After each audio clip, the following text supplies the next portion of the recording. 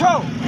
सिंध जी प्रिया कुमारी जो अतो पतो हिन वक्त ताईं छो नाहे पइजी सघियो कानून लागू कंदड़ इदारा किथे आहिनि हे जेके अवाम जे पैसनि ते पलजनि था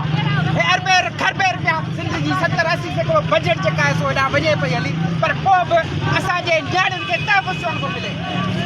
दर तां प्रिया कुमारी जेको आहे सो वैशी धंधा खणी था वञनि ऐं अॼु ॾींहं ताईं असांजो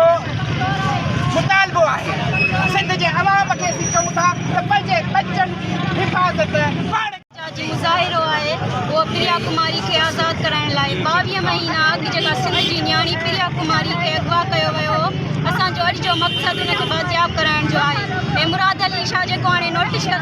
कढियो आहे त जेको उन्हनि खे चए थो हिंदू बिरादरी खे चए थो त असां तव्हांजी ख़ुशियुनि में शरीक आहियूं ऐं हुकूमत तव्हां सां गॾु आहे अगरि वाक़ई तव्हां हिंदू बिरादरी सां सिंधियुनि सां गॾु आहियो त प्रिया कुमारी जे लाइ बि तव्हां नोटिस वठो ऐं उनखे बि आज़ादु करायो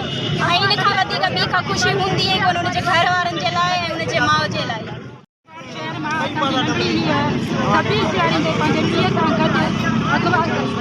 पंहिंजे पीउ सां गॾु सभु प्यारे रही हुई उतां अगवा कई वई आहे जंहिंखे 22 महीना गुज़रण बावजूदि को बि अमल न आहे कयो हू माइट वीचारा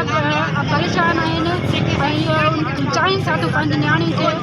उतां दरींदनि खां छॾाइनि पर हू नथा छॾाए सघनि ऐं असांजो बसि मुतालबो इहो ई आहे त नंढड़ी मासूम खे तव्हां बाज़ियाब करायो ऐं हुनखे सही सलामत हुनजे माउ पीउ ताईं पहुचायो